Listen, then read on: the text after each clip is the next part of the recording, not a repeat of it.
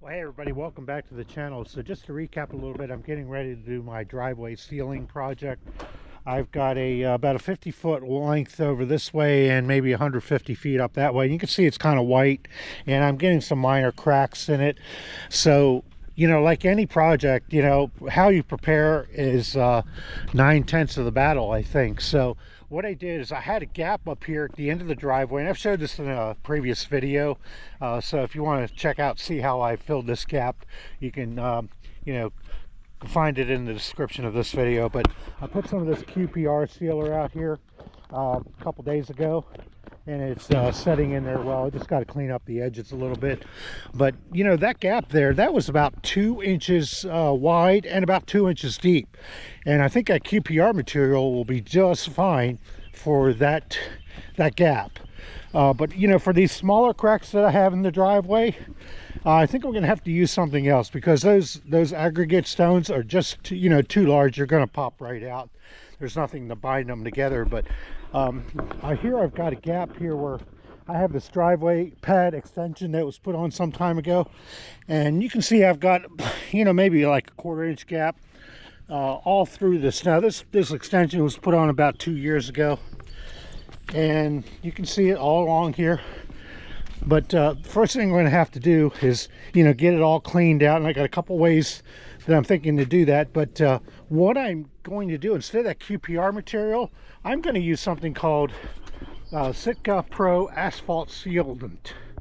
Now this actually comes in a black color also, which I thought would be really good, because once you get it down into the gap there, it should blend in. And then what I intend to do is put driveway sealer over top. So let's have a look at a couple ways I think I can get this this gap cleaned out.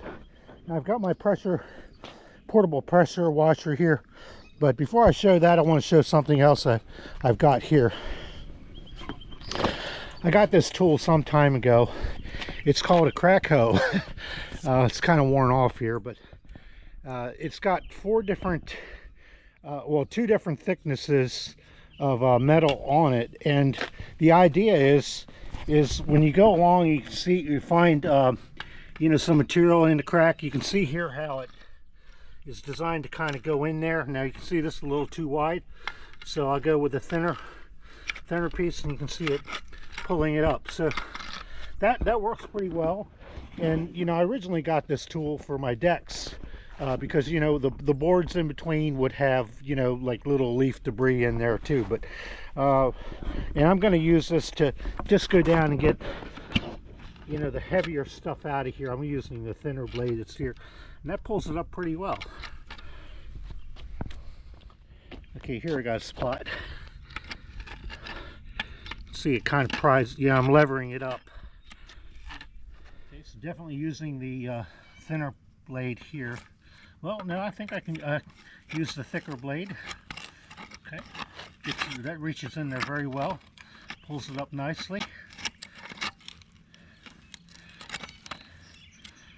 Okay, that does a good job.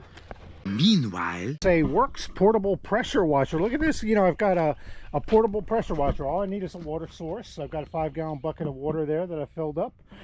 This is a Worx tool called WG629, but it's a portable pressure washer. It uses 20-volt battery.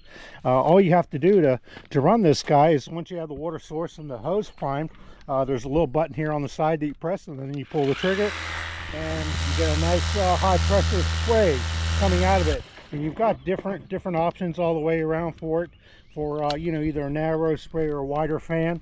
And I just want to show here one of the uses I thought I might have for it. I've got this driveway crack here on between this expansion project that I put on some time ago. I'm getting ready to seal my driveway, so I thought I'll come in here and clean this out. But I did go through here with a tool called Crack Hoe, and I'll show a picture of that right here in the description. But once I go through and get most of that debris out, I want to get it out of there. So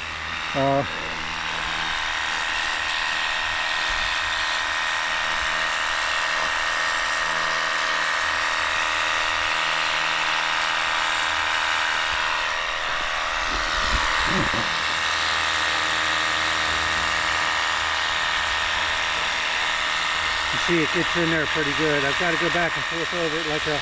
Now this isn't as strong as a regular pressure washer, or full-blown pressure washer, but it's still pretty good for 20 volts. Look at all that material that's flowing out of there. And that's just after a few seconds.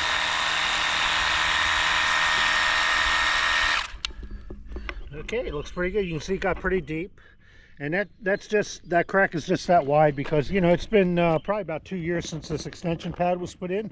But, I really like this Worx line of tools. I've got so many different ones, and the batteries are all interchangeable. So definitely a go-to. I would highly recommend that. I'm not a paid endorsement for Worx or anything like that. But, I've had their tools for years. This one here I've probably had for about maybe 2 or 3 years now. And it works great. All right, well, thanks for watching. Catch you in the next one. Bye for now.